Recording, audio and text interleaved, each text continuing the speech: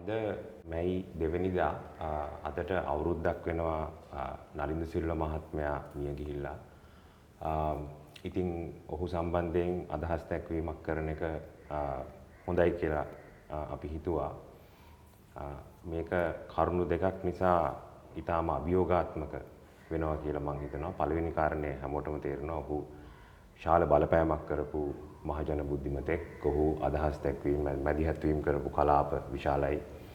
දේශපාලනය, දර්ශනය, ඉතිහාසය, විද්‍යාව, වෛද්‍ය විද්‍යාව, ආයුර්වේදය, කලාව කියන එක මම දැන් ටිකක් වැදගත් එකක් මේ නලින් සිල්වාට තිබුණා දීර්ඝකාලීනව කලාවත් එක්ක ගනුදෙනුවක්. උදාහරණයක් විදිහට මාටින් වික්‍රමසිංහ වගේ කෙනෙක් සම්බන්ධයෙන් ඔහුගේ සිතීම විකාශනය වුණා. 80 දශකයේ අවසානයේදී ඔහු මාටින් වික්‍රමසිංහව අගය කරා. ඊට පස්සේ 2000 විතර වෙනකොට ඒක බොහොම විවේචනාත්මක තක්සේරුවක් තිබුණේ වික්‍රමසිංහ සම්බන්ධයෙන්. මට කියන්න අවශ්‍ය වුණේ ඔහුට තිබුණා කලාව සම්බන්ධයෙන් මේ දීර්ඝ ගනුදෙනුවක්.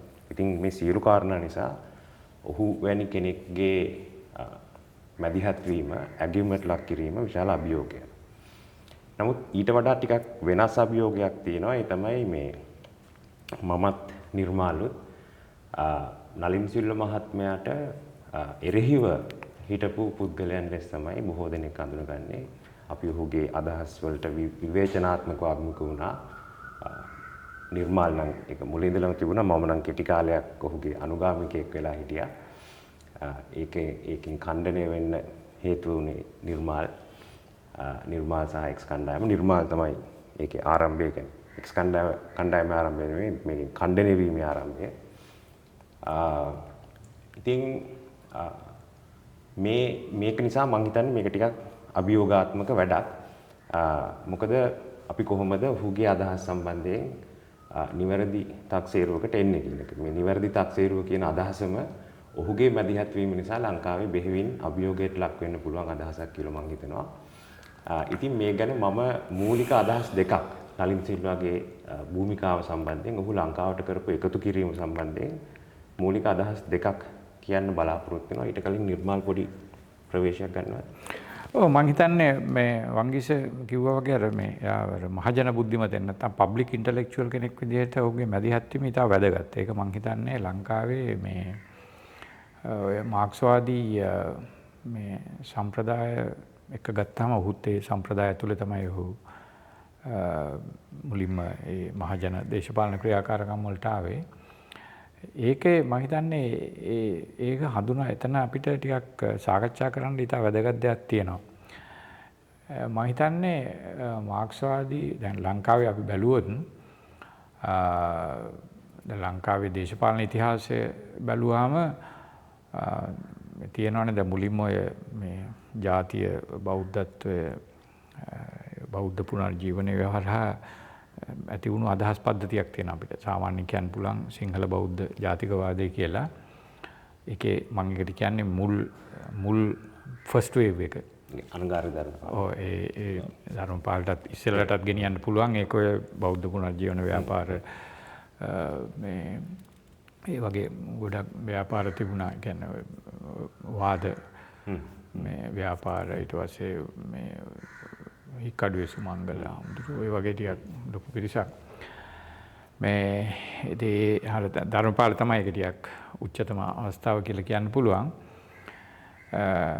ඊට සමාන්තරව වර්ධනය වුණානේ මාක්ස්වාදී ව්‍යාපාරය. ඒක තමයි ටිකක් කියන්නේ අපි හිතමු දැන් දේශපාලනයේ මූලික අදහසක්නේ සාමූහික විමුක්තිය කියන එක.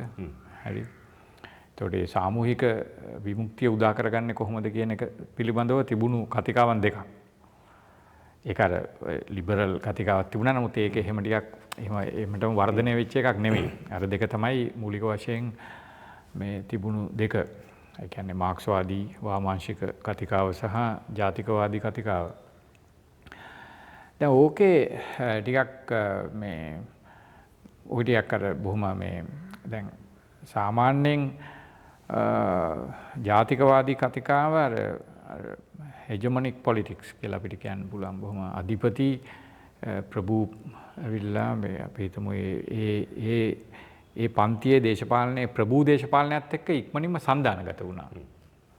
හරි. ඒ සන්දානගත වෙලා ඒක ටිකක් අර සාමාන්‍යයෙන් අපිට කියන්න පුළුවන් අර හෙජමොනික් පොලිටික්ස් වල කොටසක් බවට පත් වුණා. දැන් මේකේ අර කවුන්ටර් හෙජමොනික් ව්‍යාපෘතියක් විදිහට වර්ධනය වුණේ මේ මාක්ස්වාදී ව්‍යාපාරය. නමුත් මාක්ස්වාදී ව්‍යාපාරයේ තිබුණු ප්‍රධාන ගැටලුවක් තමයි මේ ඒගොල්ලෝ මේ අදහස් ගැන බුද්ධිමය ක්‍රියාකාරීත්වය ගැන ඒ තරම් උනන්දුවක් නොදැක්වීම. මේක ටිකක් ඒක පොඩ්ඩක් යම් කිසි විදිහකට ටිකක් උබතෝකෝටිකමේ තත්ත්වයක් විදිහටත් පේනවා. ඒගොල්ලන්ගේ තිබුණා අදහස් ව්‍යාපාර තිබුණා ටිකක් ඔය මේ මාක්ස්වාදී ඉගෙන ගන්න ඒවා අරම නමුත් අර මේ ඒගොල්ලෝ ඒවා ලොකු ප්‍රශ්න දැන් උදාහරණයක් විදිහට වංගිසත් අහලා ඇති අර මාටි වික්‍රමසිංහම එකපාරක් කියනවා මට මේ මාක්ස්වාදී චින්තකයන්ගේ කාගේවත් හම්බෙලා නැහැ මේ ඩයලෙක්ටික්ස් ඔෆ් නේචර් කියපු අය කියලා. ඒක සමහරට හරිද වැරදිද දන්නේ නැහැ. නමුත් ඒකෙන් පේනවා අර ඒ කියන්නේ අර ඒ විශාල බුද්ධිමය ප්‍රශ්න වලට මේ ඒගොල්ලෝ ඒ තරම්ම මේව කරේ නැහැ. ඒගොල්ලන්ගේ බුද්ධිමය කරුණු ගොඩක් මේ සංකේන්ද්‍ර වෙලා තිබුණේ ඔය දේශපාලන උපාය උපක්‍රම පිළිබඳ ශේෂ්ත්‍රයට. කොහොමද කම්කරුව සංවිධානය කරන්නේ? ඒ වගේ ප්‍රශ්න. ලොකු දාර්ශනික ප්‍රශ්න. ඒ වගේ ටිකක් ඒවා එහෙම සම්ප්‍රදායක් තිබුණේ නැහැ. ඒ කියන්නේ අර ස්වායත්ත බුද්ධිමය සම්ප්‍රදායක් විදිහට එහෙම මේ තිබුණේ නැහැ. ඒක ඕක ඇතුලේ තමයි මම හිතන්නේ මේ නලින්ද සිල්වාගේ විශේෂත්වය තියෙන්නේ. මම හිතන්නේ නලින්ද සිල්වාගේ තිබුණු විශේෂත්වයක් තමයි ඔහුගේ අංග දෙකක් තිබුණා. එකක් මේ ඔහු මේ උහර ක්‍රියාකාරී දේශපාලනයටත් ඉතාම උනන්දුයි. ඔහුගේ ඒක ටිකක් හරිම මේ නිකන් අර ඔහු නිකන් අර පැත්තක ඉඳලා ඉන්න කෙනෙක් නෙමෙයි. සාමාන්‍ය දිනදා මට සමහර එයා ගැන අහන්න තියෙන කතා තියෙනවා නිකන් එක කතාවක් කියන්නම්. ඔය නවසම සමාජ පක්ෂයේ රැස්වීමක් පැවැත්වෙනකොට ඒ කාලේ මේ ජාතිකවාදී පිරිසක් ඇවිල්ලා මම හිතන්නේ ඔය නිකන් ඔය මේ කුමාරතුංග මුනිදාසලගේ අදහස් මේවා කරන එහෙම ඒගොල්ලෝ ඇවිල්ලා ටික මෙතන ටිකක් ප්‍රශ්න කරනවා මම නිකන් මොනවා හරි ටිකක් පොඩි කඩාකප්පල් වගේ මෙයා වෙනකොට මේ නලින්ද සිල්වා කිව්වලු මේ ලීනස් ජයතිලකට ලීනස් සහෝදරයා මං අරුන් ටික බෙල්ලෙන් අල්ලලා මේ එළියට දාන්නද කියලා. ඒ කියන්නේ ඒ වගේ නිකන් අර ඒ වගේ බොහොම නිකන් මේ එයා නිකන් අර බුද්ධිමතෙක් විදිහට හැසිරුණා විතරක් නෙවෙයි බොහොම ටිකක් ඇක්ටිවිස්ට් කෙනෙක් විදිහට මේ එහෙම මේ ක්‍රියාත්මක වුණා.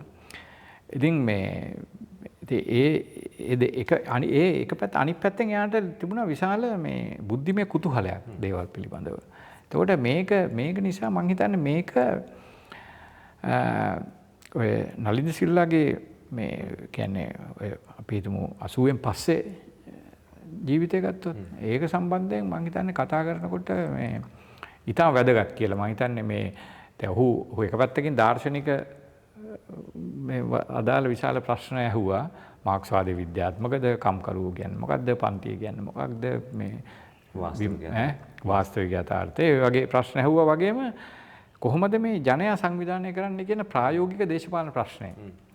ඒකත් ඇවිල්ලා ඒක අර මේ වාමාංශය ගත්ත එක නිකන් අර මේ උපාය උපක්‍රම පිළිබඳ ප්‍රශ්නයක් විදිහට නේ. මෙයා ඒකතනින් එහාට ගිහින් අර මූලික ප්‍රශ්න පිළිබඳව අවධානය යොමු කරා. ඒ නිසා තමයි මම හිතන්නේ නලින්ද සිල්වාගේ මේ ඒ කියන්නේ ඔහුගේ අර මං ගෙන් ඇහුවොත් ඔහුගේ දායකත්වය මොකක්ද කියලා මෙන්න මෙතන තමයි ඔහුගේ විශාල මේ නෑ මම ඒකට එකතු කිරීම කියන්නේ මම කියන්න ගිය පොයින්ට්ස් දෙකට ඕක මම හිතන විදිහට සම්බන්ධයි. ඒ කියන්නේ මම කියන්න ගියේ මම කල්පනා කරා දැන් ඇත්තටම මම හිතන්නේ අපි දෙන්නටම තියෙන චෝදනාවකුත් නේ අපි මේ නලින් සිල්වත් එක්ක පැටලෙනවා කියලා මේ සාමාන්‍ය වාමාංශික අපේ හිතවතුන් සමහරු චෝදනාවක් මේ එතකොට මොකද්ද මේ අපි දැකපු වටිනාකම මේක ඒ කියන්නේ එක පැත්තකින් අර සම්ප්‍රදායිකාර්ථයකින් කියන්න පුළුවන් ඔහු දේශපාලන ප්‍රතිවාදියෙක් අපි ඒකට එරෙහි වෙන්න ඕනේ කියන එක. නමුත් ඔහුගේ බුද්ධිමය මැදිහත් වීම පිළිබඳව තප්සේරුවක් වුත් අපි හිතුවා දැන් මම හිතන්නේ නිර්මාල් ඔහුගේ අර දෙමළාගේ ප්‍රශ්නය පිළිබඳ මේක දීර්ඝ ලෙස ඒකට පිළිතුරු දුන්නා. ඊට පස්සේ මම ඔහුගේ ඔය දාර්ශනික ඥාන විභාගාත්මක ප්‍රශ්න වලට දීර්ඝ ලෙස පිළිතුරු දුන්නා.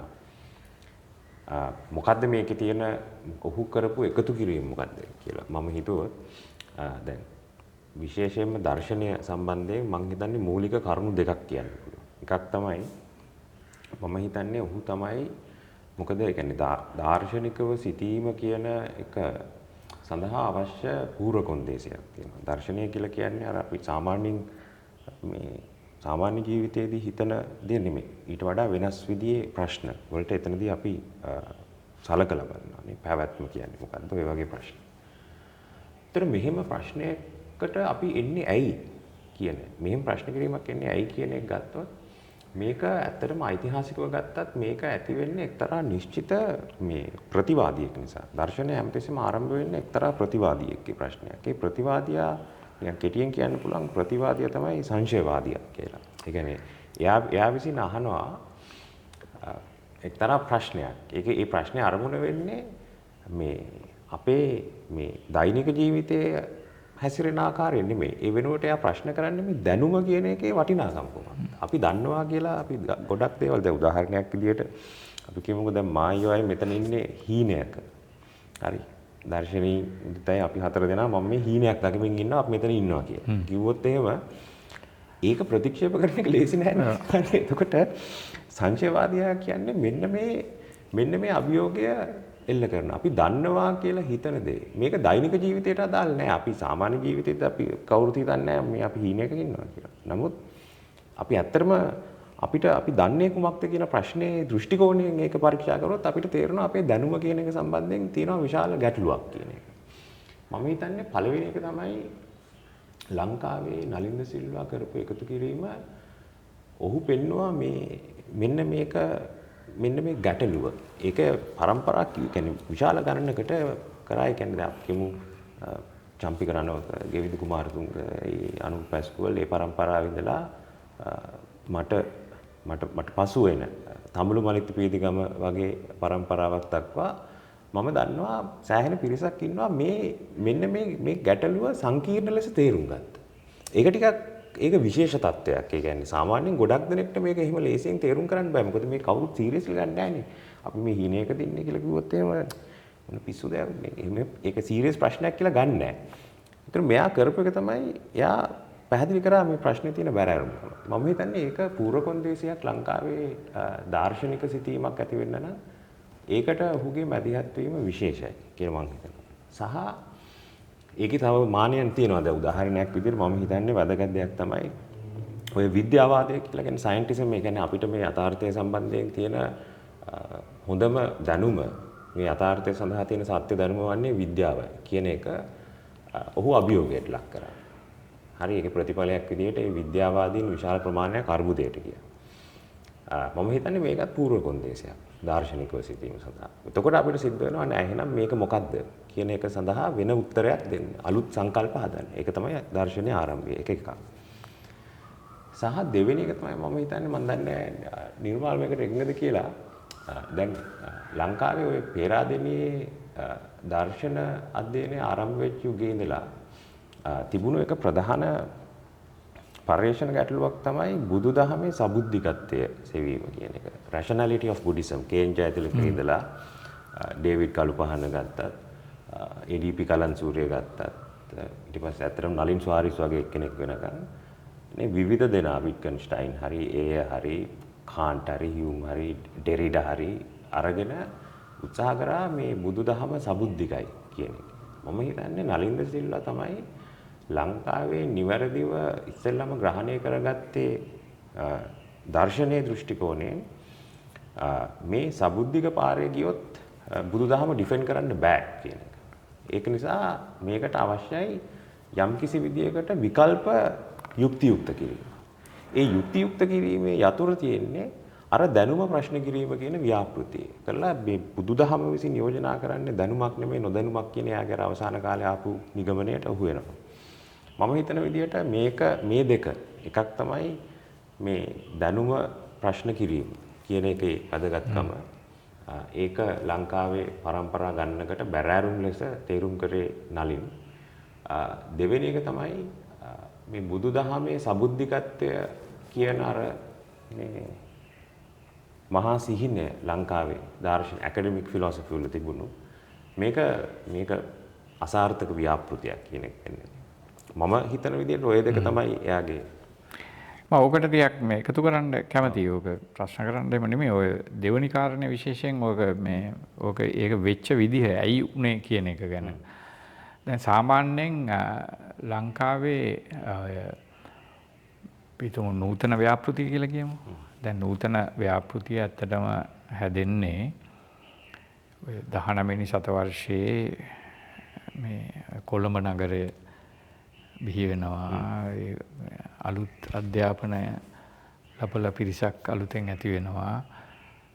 අලුත් ජීවිතයක් මේ බටහිරට එක්ස්පෝස් වෙනවා. එහෙම කියලා ටිකක් අර අපි සාමාන්‍යයෙන් ලංකාවේ මේ තත්ත්වය ඇති වෙන්න කලින් අපි ජීවිතය කියලා එකක් අපි මේ තේරුම් අරගෙන ජීවත් වුණානේ. දැන් මේ වගේ අලුත් තත්ත්වයක් නිර්මාණය වුණා 19 වෙනි සතවර්ෂයේ. ඒක තමයි ඔය ටිකක් ඔය අලුත් ඔය පත්තර බිහි වෙනවා.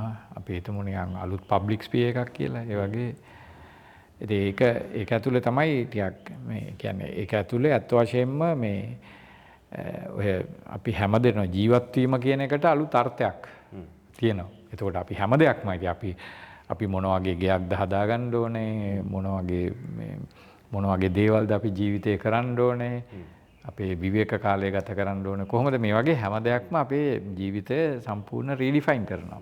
ඊට අපේ සමාජය කොහොමද සංවිධානය කරන්න ඕනේ, මේ වගේ දේවල්. එතකොට ඕක ඇවිල්ලා නිකන් මේ මහා ව්‍යාපෘතියක් නේ ඔක.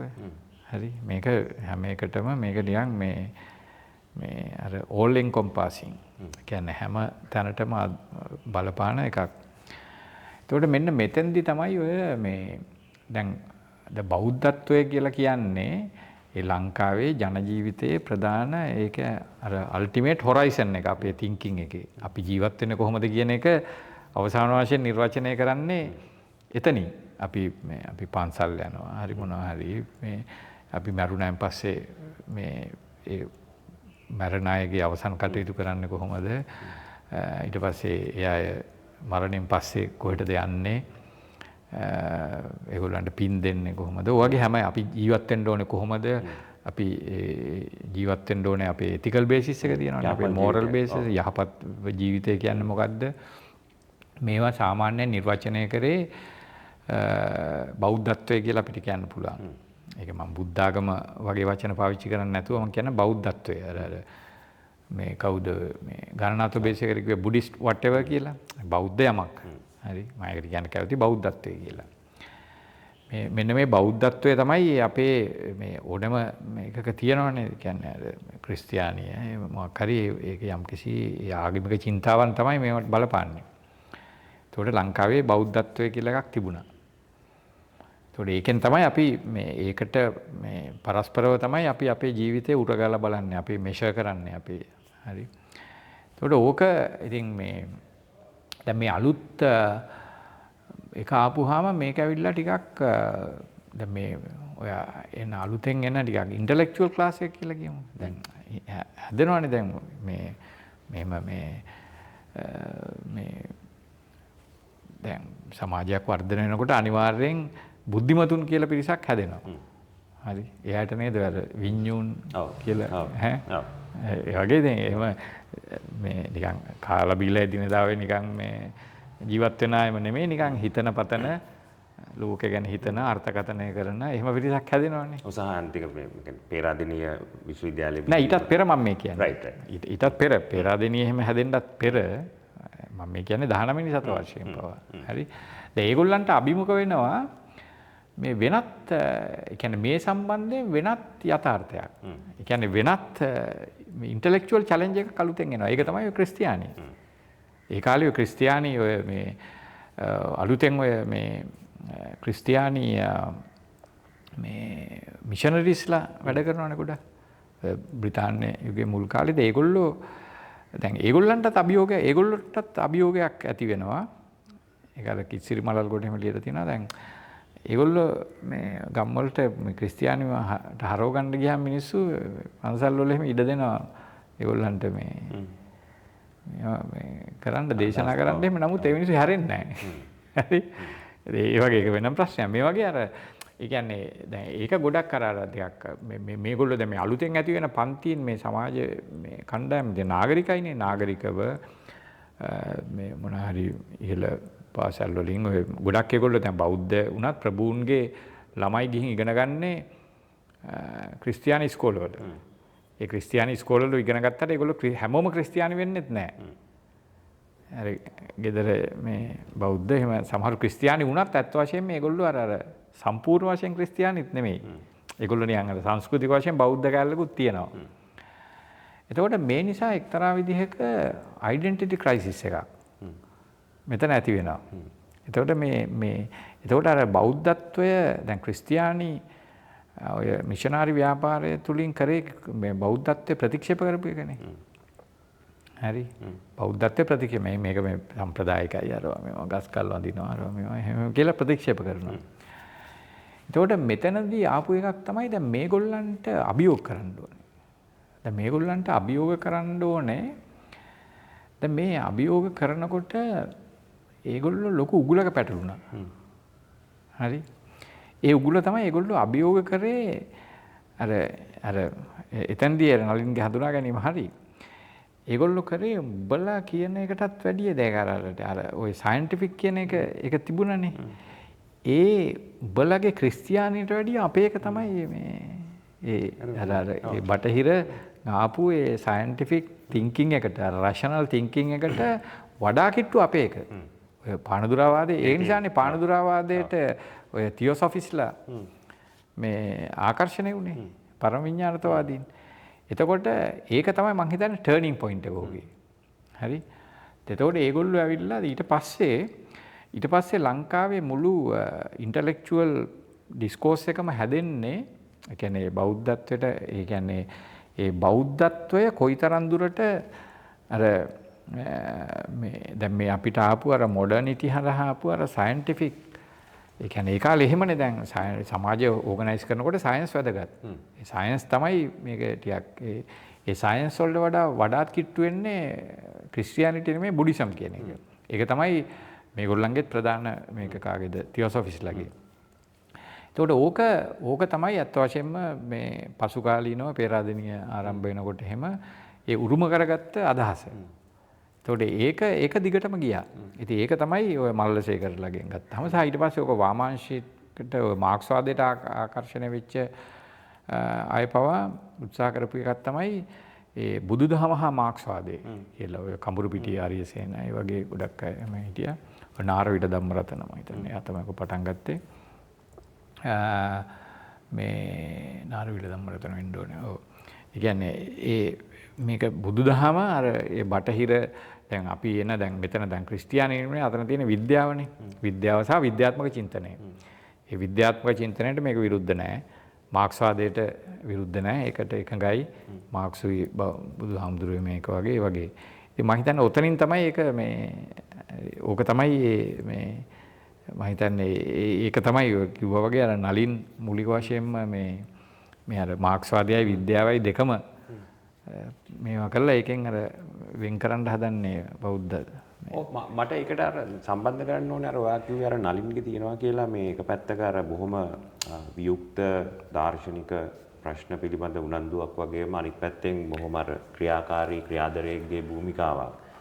මේක මෙයාගේ බුද්ධිමය ජීවිතයේත් එක්තරා විදියක මේ කොහොමද ඒක කියන්නේ? එයාගේ බුද්ධිමය ජීවිතය අපිට අඳුන්වන්න පුළුවන් මේ සාධකයට කියලා. ඒ කියන්නේ දැන් අපි කියමුකෝ දැන් මම දන්න දෙයක් තමයි අලුත් අදහසක් සමාජගත කරන්න තියෙන අමාරුව. හරි ඒක ලොකු මේ ඒ කියන්නේ දැන් ඒකට එරෙහි වෙනවනේ තියෙනවනේ අදහස් ලෝකය කියන්නේ හිස් එකක් නෙමෙයි. ඒක ඩොමිනන්ට් අයිඩියාස් තියෙන හැමතිස්සෙම.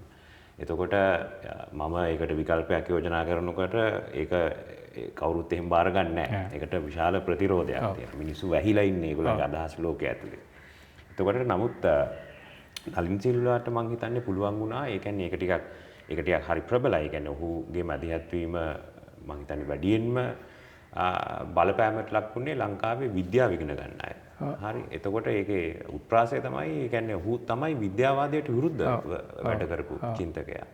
ඉතින් නමුත් ඔහුට මේක එක්තරා විදිහකට සාර්ථක කරන්න පුළුවන් වුණා. ඒක ඔහු කරේ අර හොයල් අර ඇකඩමික් ඉන්ටෙලෙක්චුවල් කෙනෙක් නෙමෙයි. පබ්ලික් ඉන්ටෙලෙක්චුවල් කෙනෙක්. එතකොට මේක ෆැක්ටර් එකක්ද? නෑ මේක ඒක ඊටාම මම හිතන්නේ මට කතා කරන්න ඕනලා හිටපු තව එකකට ඕකෙන් ටිකක් මේ කවුලුවක් විවෘත වෙනවා. දැන් ඔක පැති දෙකක් ඔය උතනත් ඔය මේ ඒ විද්‍යාව ඉගෙන ගත්ත අය ආකර්ෂණය වුණයි කියන එකේ තියෙනවා ආපහු ආරම්භක ප්‍රශ්නේ වගේ එකක්. අර ආරම්භක ඩෙන්ටිටි ක්‍රයිසිස් එක තියෙනවානේ අර බෞද්ධ මේ ක්‍රිස්තියානි ඉස්කෝල වලින් ඉගෙන ගත්ත මේ ස්වදේශීය බුද්ධිමතුන්ට තියෙන ප්‍රශ්නේ ඒ වගේ එකක්. දැන් මම එතෙන්ට ඉස්සෙල්ලා ටිකක් අර මේ එතනින් පටන් ගන්නවා. දැන් නලින්ද සිල්වා කරේ යා මේ මාක්ස්වාදය ගැන තිබුණ ප්‍රශ්න ඒවා නිකන් මොන හරි පොතක් ලියලා අරගෙන කරලා නිකන් හිටියා නෙමෙයි. එයා මේක ඕගනයිස් කරා. දැන් උදාහරණයක් විදිහට මම විශ්වවිද්‍යාලයට එන කාලේ වෙනකොට මම ආවේ 1984.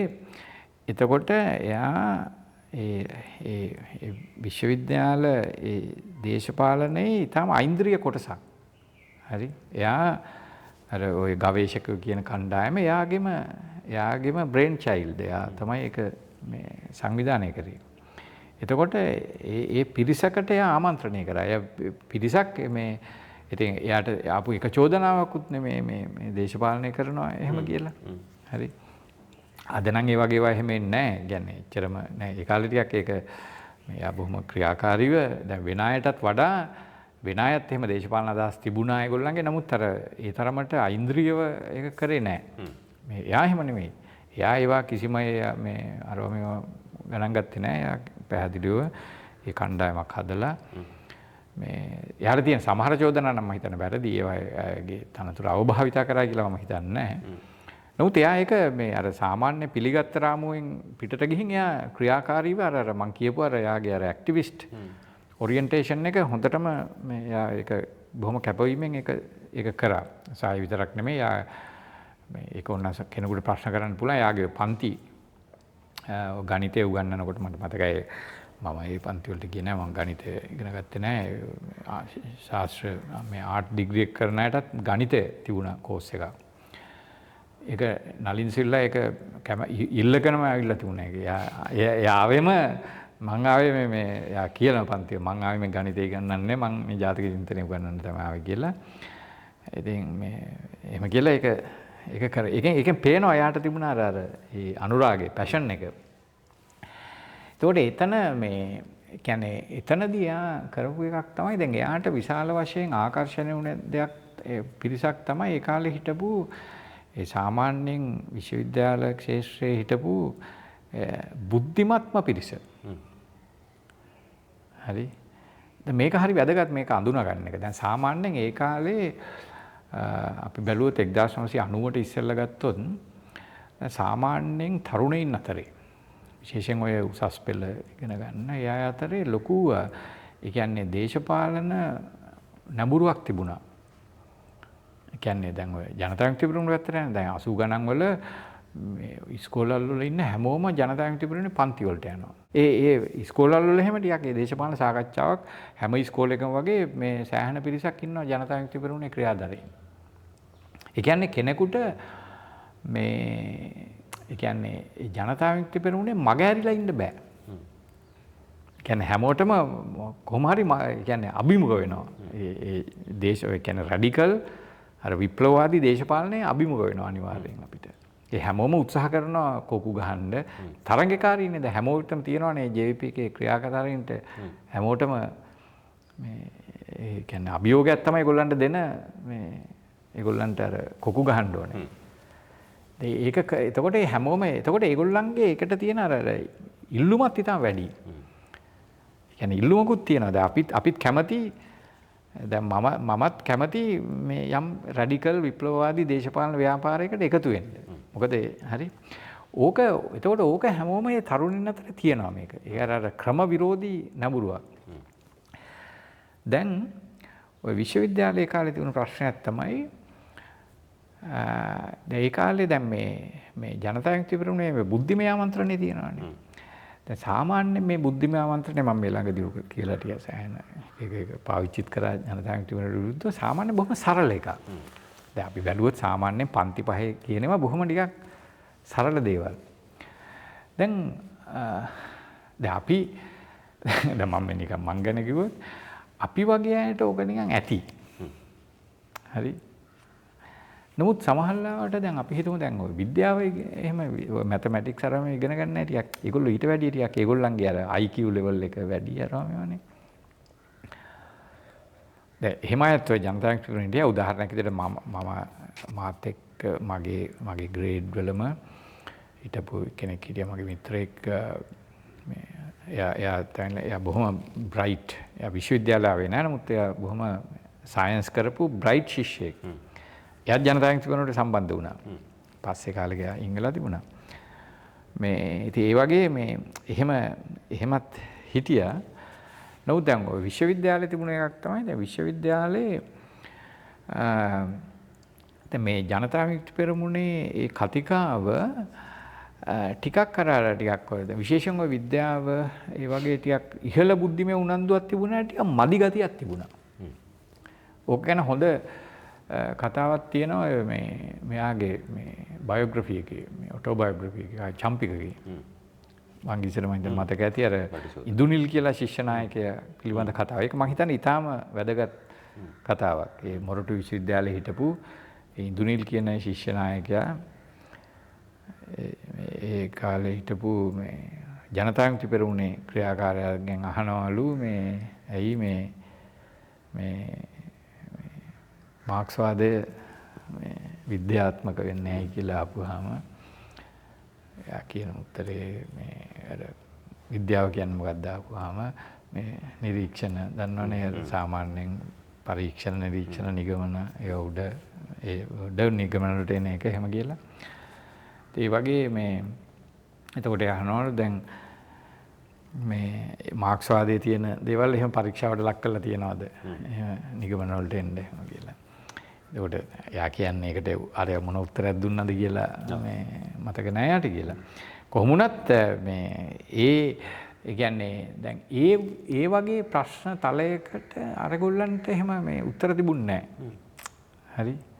ඒ කියන්නේ දැන් ඒ වගේ දැන් ඒ JVP එකේ ඇක්ටිවිස්ට්ලා දැන් සාමාන්‍යයෙන් JVP එකේ ඒ පන්ති කරපු අය ඒ ක්‍රියාදාරීන් ඒ නායකයෝ ඒගොල්ලොන්ගේ සාමාන්‍ය මේ ඒගොල්ලෝ ටිකක් ලොකු බුද්ධිමතුන් නෙමෙයි.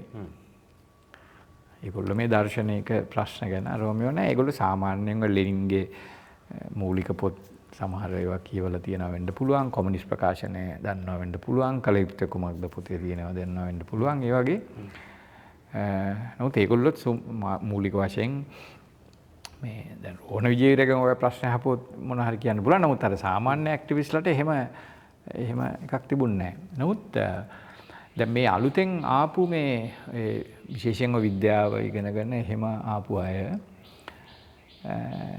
ඒ කාලේ ටිකක් තිබුණානේ ඔය විද්‍යා සාහිත්‍ය ඔය මේ මම දන්නේ විදුසර පත්තරේ පස්සේ පටන් ගන්න ඇත්තේ. නමුත් ඔය නව යුගයේ වගේ පත්තර තිබුණා. ගොඩක් ඔය ඒ කියන්නේ විද්‍යාව ඉගෙන ගන්න ඒවා කියවනවා. හරි. දැන් උදාහරණයක් විදිහට දැන් විතමු දැන් මම වගේ අය කියවන්නේ යෝන් ජනතාව වගේ ඒවා. හරි. හරි. කියන අපි කලා කරන අපි කියන්නේ යෝන් ජනතාව වගේ පත්තර. ඒවා තියෙන්නේ නිකන් ඔය සාහිත්‍ය අරවා මේවා ඒවනේ මාගමසේකර ගැන. ඒවා තමයි තියෙන්නේ. අර නව යුගයේ වගේ ඒවා ඊට වැඩිය නිකන් අර සයන්ටිෆික් දේවල් ඒවා තියෙනවා. ලෝකේ අලුතෙන් ඇති වෙන වෙනස්කම් අරවා මේ ඒකෙම එකක් නෙවෙයි. පස්සේ විදුසර මම දන්නේ මට මතක නැහැ විදුසර කොයි කාලෙද පටන්. මත ඒ වගේ විදුසර වගේ ඒවා හරි. දැන් මම කවදාවත් විදුසර හරි නව යුගයේ හරි පත්තර මගේ එච්චර එහෙම උනන්දුවක් නැහැ. මගේ උනන්දුව තිබුණේ යෝන් ජනතා පත්තරේ කියවන. හරි. අරවා ඒ වගේ. ඒතකොට ඒ අයට මේක හරියන්නේ නැහැ. හරි. එයාට ඕනේ වෙන ඊට වඩා ටිකක් ඉන්ටෙලෙක්චුවලි බොහොම ඇඩ්වාන්ස් කතිකාවක්. ඉතින් ඒ කතිකාව මම හිතන්නේ වාමාංශයෙන් ඕ ජනතා විමුක්ති පෙරමුණෙන් එහෙම ආවේ නැහැ. හරි. එතකොට ඒක දැන් නලින්ද සිල්වාගේ කතිකාව වෙනකොට එයාට මේක මේ කියන්නේ මේක නිකන් අර මොකද්ද මේ අර ඉබ්බදියේ දැම්මා වගේ. ඔව් මම පොඩි මගේ පුදුලිකුත් කියන්නම්. ඒ කියන්නේ දැන් දැන් මම මේ ඉන්ටෙලෙක්චුවල් දේවල් ගැන උනන්දු වෙන 90 දශකයේ 90 දශකයේ මට උනේ ඔක තමයි. ඒ කියන්නේ දැන් මට කිසිසේත්ම ඒත්තු ගියේ නැහැ මාක්සිසම් කියන එක. දැන් මට හොඳට මතකයි මම ඊටාම අර මගේ අර ගැටවර වියේදී මට ඉන්ට්‍රස්ට් එකක් තිබුණා චේ ගුවෙරා ෆිඩෙල් කැස්ට්‍රෝ ඒගොල්ලන්ගේ පින්තූර ගහගෙන එහෙම එකක් තිබුණා. නමුත් මේ මට අර නලින් සිල්වාගේ කතිකාව එක්ස්පෝස් වෙච්ච ගමන්ම මේකට මේක ඇතුලේ විකල්පයක් නැහැ කියන එක තේරුණා. සහ ඒ කියන්නේ මම හිතන්නේ ඔය පසු කාලීනව රෝහන් දීප්ති සංවාදය ආවේ නැති වුණා නම් මේ මම හිතන විදිහට නෑ ඇත්ත වශයෙන්ම දැන් මට වුණත් ඇත්ත වශයෙන්ම මේ වාමාංශික කතිකාවට වැඩිය අරක ආකර්ශනීයයි. දැන් මම ටිකක් නලින් ගැන උනන්දුව ඇත්ත වශයෙන්ම දැන් මම නලින්ද සිල්වාගේ පැත්තට නොහැරෙන්න තිබුණේ එකම එක හේතුවයි. ඒක තමයි ජාතික ගැටලුව. මොකක් හරි හේතුවක් නිසා මම ටිකක් ජාතික ගැටලුවේදී දයාපතිරණගේ අදහසත් එක්ක මම ටිකක් ඒක ටිකක් සම්පූර්ණ ඒක සෙට් වුණා. ඒක නිකන් මගේ මේ ඒක නිකන් අර ඊයම් බරුවක් බැස්සා වගේ මේ ඒක නිකන් මේ ඒක කවදාවත් මට ප්‍රශ්න කෙරුන්නේ නැති එකක් වුණා. ඒක නිසා අතෙන්ට යන්න බැරුණා. මම ඔය නලින් සිල්වාට කියලා තියෙනවා. මේ එතකොට ඉතුරු කෑල්ල තියෙනවානේ. ඔය ඉතුරු කෑල්ල ඔය ටිකක් ඔය ප්‍රධාන වශයෙන් ඔය දැන් මට ගොඩක් ආකර්ෂණ වෙලා තිබුණා ගුඩදාස සමරසේකරගේ වැඩ සංස්කෘතිය අමතක කරා කියන එක. ඉතින් මං හිතුවා ඒකේ පොයින්ට් එකක් තියෙනවා කියලා. ඊට පස්සේ ඔය මාක්ස්වාදයේ සම්බන්ධව එයා නලින් සිල්වා ගෙන ආපු විචාර පිළිබඳව මටත් ඔය විශේෂයෙන් විද්‍යාව සම්බන්ධ ගෙන ආපුවා මටත් ආකර්ෂණීය වුණා. මගේ තිබුණ බොහොම අඩු දැනුම ඇතුලේ. ඉතින් එතකොට දැන් හිතා ගන්න පුළුවන් දැන් අර වගේ දැන් මේ දාර වගේ ටිකක් අර විද්‍යා විෂයන් කරලා සාමාන්‍යයෙන් ඉස්කෝලවල ඉන්න බ්‍රයිට් ශිෂ්‍යයෝ ඉන්නවනේ. ඒගොල්ලෝ ලෝකේ ගැන අපිට වැඩි අවබෝධයක් තියෙන. ඒ වගේ අයට ඉතින් කොහොමත් මේක ආකර්ෂණීය වෙන්නේ නැහැනේ. ඒතකොට ඒක තමයි මං හිතන්නේ ඔය දැන් කියන්නේ දැන් පබ්ලික් ඉන්ටෙලෙක්චුවල් කෙනෙක් විදිහට නලින්ද සිල්වාගේ ප්‍රධානම දායකත්වය තමයි ඒක අපි ඒක දේශපාලන වශයෙන් අපි ඒක කැමති නැති වුණාට මෙන්න මේ තරුණ පිරිස මේ තරුණ පිරිසට අත් වශයෙන්ම බුද්ධිමය විකල්පයක් සැපයීම. ඒක නිකන් මේ කවුරු හරි පොතක් ලියලා නිකන් ඉන්න එක නෙමෙයි. ඒගොල්ලන්ව සංවිධානය කරලා රෝහණ විජේවීර කරපු වැඩේ ඇත්තටම. රෝහණ විජේවීරත් එහෙම දැන් රෝහණ විජේවීර ලංකාවේ සම්ප්‍රදායික මාක්ස්වාදීන්ට වෙනස්ව එයා ඒ අදහස ගම්වලට අරගෙන ගිහින් තරුණයෝ එක්ක කතා කරමින් කියනවනේ මේ ඉටිකුරෙක් දද්දාගෙන වල නිදාගෙන නලිනුත් ඒ වගේ රස්සාවක් නැති කරගෙන හරි ඒව බොහොම ටිකක් ඊටාම මේ කැපවීමෙන් මේක සංවිධානය කරා. මට මතකයි ඔය මේ 91 හරි වගේ කුරුණෑගල ඔය කාලේ වසන්ත දිසානායකලා තමයි ඒක සංවිධානය කරේ. ඔය වාමාංශික මාක්ස්වාදී දේශපාලනය මේ රුසියා සෝවියට් දේශීය බිඳ වැටීම ඔය ගැන සාකච්ඡා මාලාවක දේවසරණ ආශ්‍රිතව කරගෙන ගියා. සුමනසිරි කතා කරා. මමත් සම්බන්ධ වුණා. වගේ ඔහම ගියා. සුමනසිරි මම හිතන්නේ උයන් ගොඩක් ආවද මන්දයි වගේ එහෙම සීරීස් එකක්. ඒක එකක් සංවිධානය කරන්න ගියා මේ ජාතික චින්තනය ගැන. දැන් නලින්ද සිල්වා දේවසරණට එන එක නැති නිසා ඒක කුරුණෑගල තමයි මේ සංවිධානය කළේ. කුරුණෑගල ටවුමේ. ඔකට නලින්ද සිල්වා ආවේ සාමාන්‍යයෙන් දැන් අපි දුමු දැන් මට කවුරු හරි එන්න කිව්වකෝ හරි මං තනියම යන එකනේ කරන්නේ. එහෙම නෙමෙයි. 30ක් විතර අරගෙන ගියේ. ඔය ගෙවින්දුලා ඔය මට මතකයි ඒ බස් එකකින් ඒගොල්ලෝ එක්ක තමයි මං ආපහු එනකොට බස් එකේ ආවේ. මේ විශාල පිරිසක් මේ විශාල පිරිසක් මේ එහෙම ගිහින් මේක වාඩි වෙලා අර ගොල්ලන්ගේ අර සාමාන්‍ය විදිහට ඒක ඒගොල්ලන්ගේ කරගත්තා ඒක. ඒ රැස්වීම. ඉතින් ඒක සාමාන්‍යයෙන් ඉන්ටෙලෙක්චුවල් කෙනෙක් කරන වැඩක් නෙමෙයි. හරි. එතකොට අර ගොල්ලන්ව ඇත්ත වශයෙන්ම මේ තරුණ පිරිස ඒක ඒගොල්ලන්ව පොලිටිසයිස් කරා ඇත්ත වශයෙන්ම. දැන් අර විජේවීර කරා වගේ සාමාන්‍ය ග්‍රාමීය තරුණයින්ට නලින්ද සිල්වා කරපු එක තමයි මේ විද්‍යාව ඉගෙන ගත්ත අය නිකන් ඉතින් විද්‍යාව කරලා රම දැන් ඒකට වෙන්න තව එකක් මම එකක් කියන්න. ඒගොල්ලන්ගෙත් ඔය ඩෙන්ටිටි ක්‍රයිසිස් එකක් තිබුණා.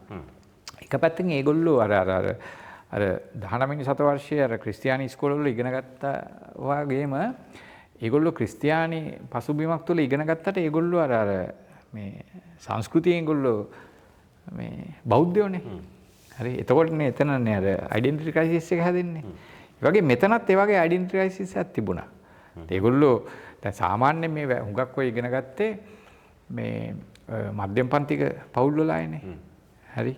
ඒ මධ්‍යම පන්තික එතකොට ගෙවල් වල ආපුවාම ගෙවල් වල බොහොම ටිකක් මේ ආගමික මේ පසුබිමක් තුල හැදෙන ඒගොල්ලෝ තමයි හොඳට ඒගොල්ලෝ තමයි අර ඉගෙනීමට සම්පූර්ණ කැප වෙලා හරි ඒ දෙමව්පියෝ ඒගොල්ලෝ ගැන හොඳට හොයලා බලනවා දෙමව්පියොත් එක්ක සම්බන්ධය බොහොම කිට්ටුයි හරි දැන් සාමාන්‍යයෙන් ආර්ට්ස් කරන්නේ ඒ කාලේ අධ්‍යාපනය එච්චර හොඳට කරපු නැති අය අපි වගේ එහෙම හරි මමත් ඉතින් ගෙදරින් නිතරම කලින්ම අයින් වෙලා නම් මනම් එහෙම හිටියනම් තරවෙම නෙමෙයි ඒගොල්ලෝ ටිකක් ළමයි ගැන වැඩියෙන් හොයනවා එතකොට දහම් පාසල් යනවා. එතකොට ඒගොල්ලෝ ටිකක් අර ඒ බෞද්ධකම ඒවා තියෙනවා ස්වදේශීයත්වය. ඒක ඇතුලේ ඉඳලා තමයි අතනට එන්නේ. එතකොට විද්‍යාව ඉගෙන ගන්නවා. එතකොට විද්‍යාව දැන් බටහිරයිනේ. එතකොට ඒක තුල ඒගොල්ලෝ ඒකේ මේ වෘත්තීයමය වශයෙන් ඒවා ගියාට එතන පොඩි ඩෙන්ටිටි ක්‍රයිසිස් එකක් තියෙනවා. එතකොට මං හිතන්නේ නලින් හරියට එතෙන්ට යන්නේ ගැහුවා. හිතලා නැති වුණත් ඒ ඩෙන්ටිටි ක්‍රයිසිස් එකට ආමන්ත්‍රණය වුණා එතෙන්දී. එතකොට ඒක නිසා ඒකේ ලොකු මේගොල්ලෝ මට මතකයි දැන් ඔය මම ඔය 90 ගණන් වල ඔය විවිධ මේ විශ්වවිද්‍යාල වල මටත් ඔය එන්න කියනවනේ මේ එක දේවල් ගැන කතා කරන්න සම්මන්ත්‍රණ වලට ගියාම විශේෂයෙන් ඔය පේරාදෙනිය කැලණිය එතකොට මොරටුව වගේ තැන් වලට ගියාම ඒ නලින්ගේ අනුගාමිකයෝ වට කරගන්නවා රැස්වීම ඉවරච්ච ගමන් ලේසියෙන් මට වෙන්න හම්බෙන්නේ මේ කියන්නේ පැය දෙකක් විතර එළියේ මේ පොදියක් විදිහට මට තාම මතක් වෙනවා ඒවා. හරි. ඔය දැන් ඉන්න ගොඩක් අය මං හිතන්නේ ඔය මේ ඒ පොදියේ හිටපු අය. ඔය චරිතකාරීව සම්ලයික් ඉන්නම අරින්නේ. ඒගොල්ලෝ ඒගොල්ලෝ දන්නේ පස්සේ ඒ විදිහට ඇවිල්ලා ඒගොල්ලෝ ප්‍රශ්න කරලා මොනවද ගුරුත්වාකර්ෂණය කියන්නේ මොකද්ද? ඇයි ගුරුත්වාකර්ෂණය මේ විද්‍යාවයි මොකද පැහැදිලි කරන්න බැරි. ඔයගේ ප්‍රශ්න මගෙන් අහනවා. ඉතින් මමත් ඉතින් දන්නේ නැහැ නේ. මාත් ඉතින් මොනවා හරි කියනවා. කිව්වහම මේ ගෝම් ප්‍රශ්න නම් එහෙම කියලා. ඉතින් ඒක ඒ විදිහට දැන් මේ පිරිස මේ පිරිස බොහොම ක්‍රියාකාරී ඒ කියන්නේ අර පොලිටිකල් ඇක්ටිවිස්ට්ලා පිරිසක් බවට නිකම්ම මේ දැන් තාම ඒගොල්ලෝනේ ඉන්නේ. ඒගොල්ලෝ ගිහින් ඕස්ට්‍රේලියාවෙ ඉන්න පුළුවන්, ඇමරිකාවෙ ඉන්න පුළුවන්, කැනඩාවෙ ඉන්න පුළුවන්. ඕන තැනක ගිහින් ඒගොල්ලෝ මේ වෙන වෘත්තීය වශයෙන් දේවල් කරන්න පුළුවන්. නමුත් අර නලින්ද සිල්ලා ඒගොල්ලන්ට අර මේ ඉන්ජෙක්ට් කරපු අර පොලිටිකල් එනර්ජි එක මම හිතන්නේ තාම වැඩ කරනවා ඒක. මට ඒක දැන් මේකට සම්බන්ධ තව එකක් තමයි මේ දැන් ඒ අර මාක්සිසම් පිළිබඳ ප්‍රශ්නේ ආයි ගත්තොත් දැන් මම හිතන්නේ නලින් සිල්වාගේ මේ සම්බන්ධයෙන් කියන තමයි ඔහු තමයි ලංකාවේ ඉස්සෙල්ලම මේ මාක්සිසම් වල අර්බුදයක් තියෙනවා කියන එක ටිකක් ගැඹුරින් වටහා ගත්ත පුද්ගලයා කියන එක. ඒක මේ මොකද මේ ප්‍රශ්නය හරි සංකීර්ණ එකක්. මොකද ඒ කියන්නේ එක පැත්තකින් අපේ දැන් අදගත් වර්තමානයේ වුණත් අපි මේ පශ්චාත් මාක්ස්වාදය පශ්චාත් නූතනවාදය විවිධ අදහස් පහු කරලා ඇවිල්ලත් අදට වුණත් අපි ඇසුරු කරන අපේ දේශපාලන ගමන් සගයන් අතර තියෙන දෙයක් තමයි මම හිතන්නේ ඒගොල්ලන්ට අපහසුයක් තියෙනවා මේ මාක්ස්වාදය කියන එක අත්හරින්න. හරි ඒ කියන්නේ නමුත් මම හිතන විදිහට මේ end of marxism කියන එක ටිකක් අපි මේ කියන්නේ මාක්ස්වාදය කියලා කියන්නේ එක්තරා උපන්‍යාසයක් ඒක ඉතිහාසය ගමන් කරනවා. අපි මේ නිෂ්පාදන මාදිලිය වෙනස් කරලා තමයි මේ දේශපාලනය කරන්න ඕනේ. නමුත් මම හිතන්නේ දැන් ඒ කියන්නේ දැන් මේ වෙලාවේ අපිට නිෂ්පාදන මාදිලිය වෙනස් කරනවා වගේ එකක් කරන්න බෑ කියන එක තේරෙනවා. ඉතින් ඒක සඳහා ඔහුගේ භූමිකාව මොකද්ද සහ එයා ඒකට එයා විකල්පයක් ලෙස දැන් මොකද ඒ කියන්නේ ඒකත් හරි. ඒ කියන්නේ එක්තරා විදිහක දැන් ඔය මාක්සිසම් වලට ආපු මේ ලැක්ලාවුලා එහෙම ගෙන ආපු එකක් තමයි අර නිව් සෝෂල් මූව්මන්ට්ස් කියලා කියපු ඔය ජාතික විමුක්ති අරගල, ස්ත්‍රීවාදී අරගලය, පරිසර අරගල වගේ ඒවා සමලිංගික අයිතිවාසිකම් අරගලය මේවා මේ මාක්ස්වාදයේ අර කම්කරුපන්තිය කේන්ද්‍ර කරගෙන ඒක අර කම්කරුපන්තියට එක්තරා විදිහක අර සද්භාවවේදී කේන්ද්‍රීයත්වයක් ලබා දීම තුළ අරවා අර අරගලවල අර්ථය පැහැදිලි කරන්න බෑ කියන එක. ඉතින් එතකොට එක්තරා විදිහකට නලින් සිල්වත් තේරුම් ගත්ත එකක් තමයි මේ ජාතික විමුක්ති අරගලය තමයි අපි මේ තියෙන්නේ කියන එක. එයා කිව්වා පන්තිය වෙනුවට ජාතිය කියන අදහස. මේක ගැටලු ගොඩක් තියෙනවා. ඒක ලංකාව සන්දර්භය තුළ. නමුත් මේක අර සාධනීය කැලලක් තියෙනවා. ඔව් මං හිතන්නේ ඕකත් වැදගත් මේ ඊටාම මොකද දැන් මම මේ නිකන් ඇනෙක්ඩොට් එකක් විදිහට කියන්නම්. දැන් මම ඊයේ පෙරටුගාමි මෛරලියේ අවසාන හරියට අහගෙන හිටියා දුමින්ද නාගමෝගේ කතාව. තියායි ජාතික ජන බලවේගයේ විවේචන කරලා එයා කිව්වේ මෙහෙම ව්‍යාපාරයක් ගොඩනගන්න ඕනේ නිකන් නෙමෙයි මේකට දර්ශනයක් තියෙන්න ඕනේ අදහසක් තියෙන්න ඕනේ විප්ලවය පිළිබඳ අදහසක් තියෙන්න ඕනේ සමාජවාදය පිළිබඳ අදහසක් තියෙන්න ඕනේ ඒක ඇත්ත නමුත් අර ඒක අර පදනම් වුණේ අර සම්ප්‍රදායික ඒ මාක්ස්වාදී චින්තනයේ උඩ දැන් ඔය හරි වැදගත්නේ දැන් මේ නලින් මගේ ලෝකයේ ලියන්නේ 86 ඒ කාලෙම 85 තමයි ලැක්ලාව් සමූප් සෝෂලිසම් මේ හෙජමොනි ඇන්ඩ් සෝෂලිස්ට් ස්ට්‍රැටජි පොත ලියන්නේ. ඒක ඇත්ත වශයෙන්ම මේ මාක්ස්වාදී අර්බුදය සාකච්ඡා කරන එකක්. දැන් ලංකාවේ වුණු දේ තමයි දැන් මේ කතිකාව මේ මාක්ස්වාදී බුද්ධි කතිකාවට ඍජුව ආවේ නැහැ. දැන් ওই සම්ප්‍රදායෙන් ඔය මේ නිව්ටන් ගුණසිංහල වගේ අය හිටියා තමයි. නමුත් ඒගොල්ලෝ වුණත් ඇත්ත වශයෙන්ම මේක දැන් මේක හරියට මේකේ ඛණ්ඩනය සලකුණු උනේ නැහැ. මේක මං හිතන්නේ මං හිතන විදිහට මේක හරියටම දැනුවත්ව කරන්න උත්සාහ කරේ සුනිල් විජේසිරිවර්ධන. එයා තමයි මේ කිව්වේ මේක මේ දැන් අලුත් ඔය මතවාදී අරගල නව මතවාදී අරගලයක් අවශ්‍යයි කියන එක. නමුත් එයාට වුණත් හැකියාවක් තිබුණ නැහැ. ටිකක් මේක සම්පූර්ණ අර මේ දැන් මොකද දැන් ටිකක් ලංකාවේ ටිකක් අර වම ටිකක් තාම ශක්තිමත්. ඒ වම ශක්තිමත් කියලා කියන්නේ අර මේ කව තුල අපි හිතපු කව තුල තාමත් අර මේ මාක්ස්වාදයට ටිකක් එහෙම මේ ආකර්ෂණයක් තිබුණා. එතකොට මේ දැන් ඒක නිසා දැන් දැන් මාක්ස්වාදයෙන් සම්පූර්ණයෙන්ම ටිකක් අර කැඩිච්ච නලින්ද සිල්වා වගේ කෙනෙකුට විතරයි ඒක ටිකක් අර ෆ්‍රීලි එක දිහා බලන්න පුළුවන්කම තිබුණේ. ඒ නිසා දැන් නිව්ටන් උනත් අර මාක්ස්වාදියෙක් විදිහට තමයි ඒක මේ අල්තුසරියනේ ඒකේ දැන් මම දැන් මෙහෙමයි ඔය දැන් කියන්නේ මෙහෙමයි දැන් එයා දැන් මෙහෙමද ඔක ටිකක් එයා ඉක්මනට මැරුණු නිසා කියන්නේ සම්පූර්ණ හැබැයි අර සම්ප්‍රදායික වාමාංශික මේක ගැන යාගේ ටිකක් විවේචනයක් තිබුණා. දැන් විශේෂයෙන් ඔය දැයත් ඒක අර සම්ප්‍රදායික මාක්ස්වාදී විග්‍රහයට ගේන්න උත්සාහ කරා ටිකක් අර 56 ගැන හැම ඔය අර කම්කරු පන්තිය පිළිබඳ ප්‍රශ්නේ දෙයා එතකොට යා සමහර ප්‍රශ්න මතු කරන්නේ දැන් ලංකාවේ කම්කරු පන්තියේ ස්වභාවය පිළිබඳව ඒගොල්ලෝ මේ උදේට මේ කොළඹ මේට ඇවිල්ලා වැඩ කරලා හවසට ගියාම සතියන්තේ ඒගොල්ලන්ට ගම්වල තියෙනවා මේ කුඹුරු වල වැඩ කරනවා. එතකොට මේ කම්කරුවා කුමක්ද කියන එක එතන ඉතින් අත් වශයෙන්ම ඒ ප්‍රශ්නය ඉතින් අවසනාවට ඔහු මැරුණා. මේ ඒක දිගට ගෙච්ච නම් ප්‍රශ්නේ අහුවෙනවා එතනට. හරි. ඒ කියන්නේ මේ කම්කරුවා කියන ප්‍රශ්නේ ඒක නිකන් අර ඒක දැන් එයා එක ප්‍රශ්න කරේ එම්පිරිකලි. අනුභූතිකම නෙමෙයි ඒක යම්කිසි සංකල්පීය තලයට ගෙනියන්න තිබුණා ඒ කම්කරුවා කියන ප්‍රශ්නේ. ඉතින් ඒක ඇත්තටම දැන් ඒක ඒ ලෙෆ්ට් එක තුල ඒක හරියට උනේ නැහැ. ඒ ලෙෆ්ට් එක තුල ඒක හරියට උනේ නැතුවම විශේෂයෙන් දැන් ලෙෆ්ට් එකේ උනාට හිටපු අය ඉන්නවනේ දැන් වික්‍රම් බාහු වගේ අය මේ සුමන සිරි උනත් ටිකක් වෙනම එයා මේ කාලේ ලංකාවේ හිටියේ නෑ. දැන් එයා ටිකක් එයා වෙනම ඔය සමාජ ප්‍රජාතන්ත්‍රවාදයේ පැත්තට එහෙම ගියා ටිකක් කොමුණත්.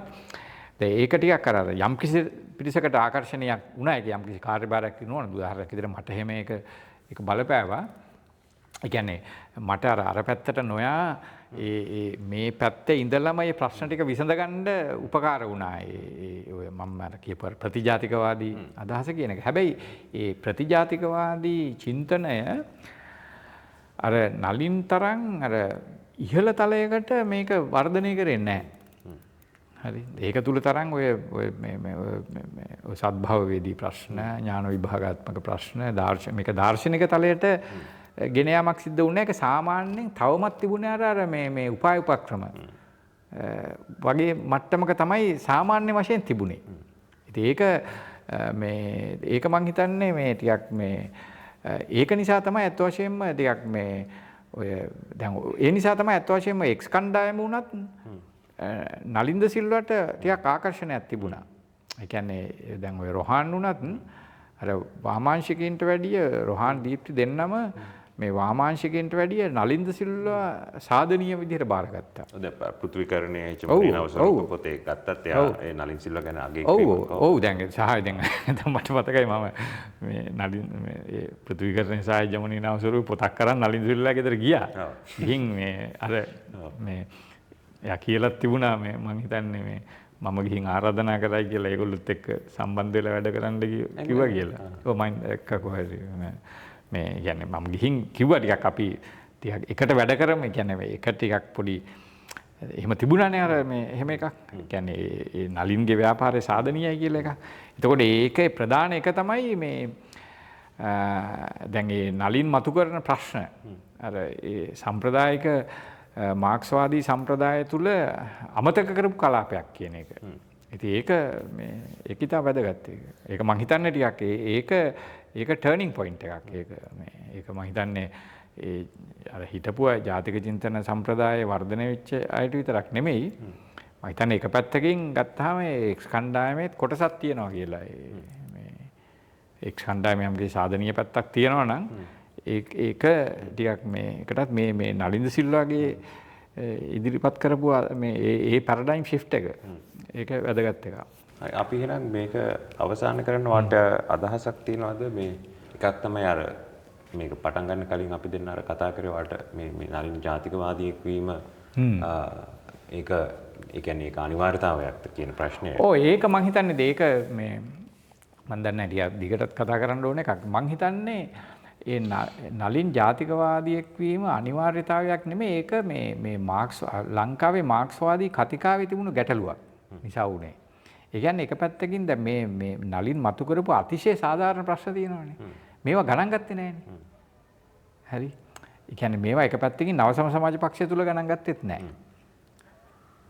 ඒවා ජෝක් කරලා දැම්මා නැත්නම් ශාන්ත ඩියල්විස් ඒවා නිකන් ඩිස්මිස් කරලා දැම්මා. එහෙම කරා එක පැත්තකින් අනිත් පැත්තෙන් ඔය නිව්ටන්ලා හැමත් ගණන් ගත්තේ නැහැ. හරි.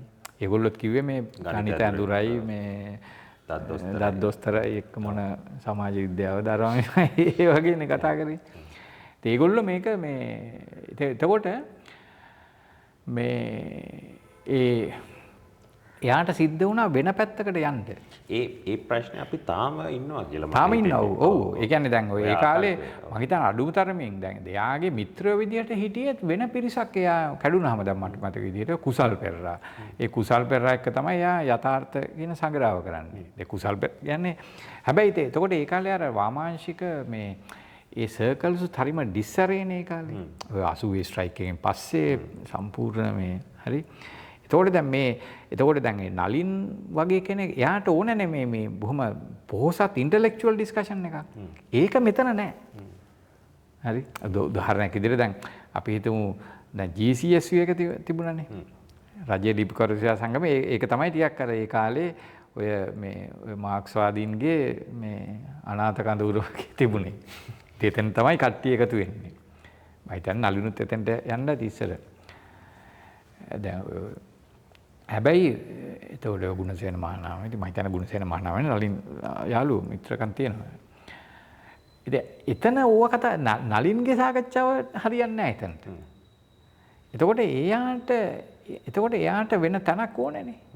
එතකොට එයා යවෙන්නේ අර බෞද්ධ සම්මේලනය අර මේවා ඒ වගේ හාමුදුරුවරු ඒ පැත්තට ටිකක් මම හිතන්නේ ඕකේ ෆැක්ටර්ස් දෙකක් මම දකිනවනේ. එකක් තමයි දැන් මේ ඔයා දන්නවනේ මේසු සම්බන්ධයෙන් මගේ ඉන්ට්‍රස්ට් එක ආරම්භ වෙන හේතුව තමයි දැන් මේසු ගේ එක අදහසක් තමයි ඔය මේ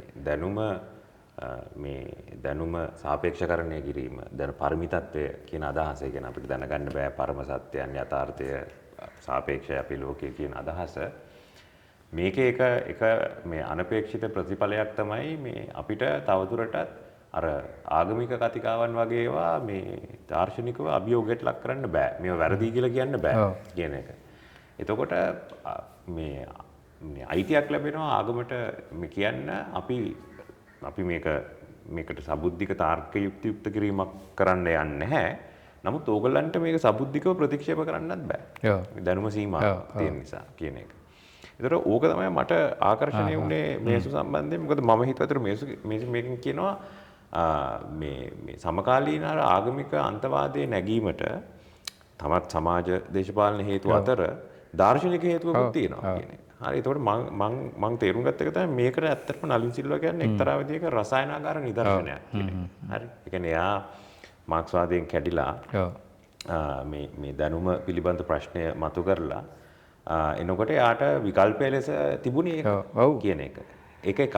ඊට පස්සේ මේකේ මම හිතනවා මෙතන තියෙනවා ඓතිහාසික අහම්බයකුත්. ඒ කියන්නේ දැන් මෙයා මාක්ස්වාදයෙන් කැඩිලා අර ඔයා කිව්ව විදිහට අර මිත්‍රයන්ගෙන් ගැලවිලා මෙයාට අලුතෙන් හම්බ වෙන මිත්‍රයෝ ඉන්නවා. මිත්‍රයෝ ටික ඒගොල්ලෝ ඇවිල්ලා ඒක තමයි මම කියන්නේ ප්‍රධාන. එතන තමයි ඒක මේ අර ඒ කොන්ටින්ජන්ට් මොමන්ට් එක. ඔව්. කියන්නේ ඒක දැන් අපි හිතමු සමහරගේ ශිෂ්‍යෝ පවා ඒක. ඔව්. ඒ කියන්නේ ඒක වෙන පැත්තකට කියන්න. දැන් උදාහරණයක් අර තියෙන අර ගිරව් දෙන්නගේ කතාව මොකක්ද අර මොකක්ද ජාතක කතාව මතක නැහැ. කියන්නේ ඒක හැරෙන එක ඉතින් හම්බුනේ. එතකොට මේ වගේ මේක ටික එක්තරා හම්බයක් මේක. දැන් යාට ගුණදාස සමරසේකර හම්බ වෙනවනේ. දැන් ගුණදාස සමරසේකරත් ඔය වගේ කතා කියනවනේ. එතකොට එහෙම හම්බ වෙනවා. ඉතින් අපි හරියට හොයලා බලන්න ඕනේ හරිනම් එයාගේ යාළුවෝ ඇසුරු අරවා මේවා කොහොමද මේක සිද්ධ වුනේ කියලා. දැන් ඕක ටිකක් අහන්න පුළුවන් එකක් තමයි කුසල් පෙරේරා වගේ කෙනෙක් හොඳට ඉන්ටර්විව් කරන්න. ඒ කියන්නේ මම හිතන්නේ කුසල් බොහොම මිත්‍ර හිටපු කෙනෙක්.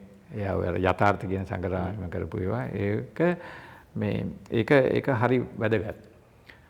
මේ ඉතින් මෙහෙමයි මම ටිකක් මේක මේ අවසානයේට මම කියන්න කැමති ටිකක් මේක ඇවිල්ලා මම කියන්නේ නලින්ගේ ඒක අර අද වර්තමානයේ ටිකක් නලින්ගේ ව්‍යාපෘතියට අභියෝගයට මුහුණ දීලා තියෙනවා කියන මම කියන්නේ ඒක අවසන් කියලා ව්‍යාපෘතියක් විදිහට අර කියන්නේ අර මොකක්ද ඒකට අර ප්‍රංශ වචනක් තියෙන අර මේ ෆින්ඩිසිකල් හරි ඒ කියන්නේ අර සතවර්ෂයේ අවසාන ඒ කියන්නේ යුගයක අවසාන ඒවා.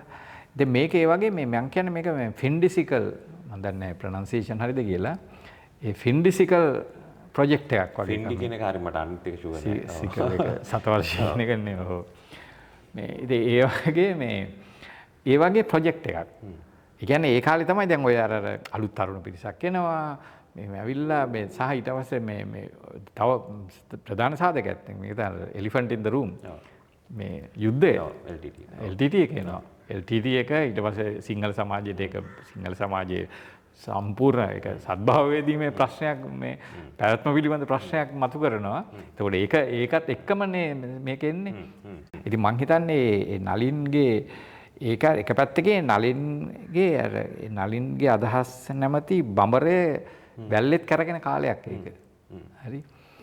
ඉතින් ඒක අවසන් වෙලා තියෙනවා. ඉතින් මං හිතන විදිහට. ඉතින් නමුත් ඒ කාලය ඒක ඉතා වැදගත්. ඒක මං හිතන්නේ අපේ දේශපාලන ඉතිහාසයේ අපි ප්‍රතිවිරෝධී කඳවුරු වල හිටියා වුණත් ඒක මං හිතන්නේ අපිටත් ඒ උරුමය තියෙන කොටසක් කියලා. ඒ කියන්නේ සහ වෙන විදිහින් කියනවා නම් අපේ ඇඟෙත් ඒක මම නම් සලකන්නේ නලින් සිල්වා කියන්නේත් මගේ කොටසක් කියලා. ඒ ජාතිවාදී හරි මොකක් හරි සිංහල බෞද්ධ අන්තවාදය තියෙනවා. නමුත් සිංහල බෞද්ධ අන්තවාදයෙන් විතරක්ම බෑ මේ ඒක ඌව පැහැදිලි කරන්න කියලා මම හිතන්නේ. හරි අපි එහෙනම් මේක අවසන් කරමු. මම හිතනවා ටිකක් හොඳ සාකච්ඡාවක් කරන්න පුළුවන් වුණා කියලා.